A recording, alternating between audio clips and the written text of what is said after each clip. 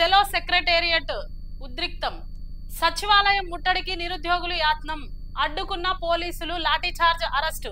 DSC group పరీక్షలు వాయిదా వేయాలి, లేదంటే సీఎం రేవంత్ రెడ్డి ఇంటిని ముట్టడిస్తాం. ఓయూ విద్యార్థిని జేఏసీ నేత రాజారాం యాదవ్ హెచ్చరిక.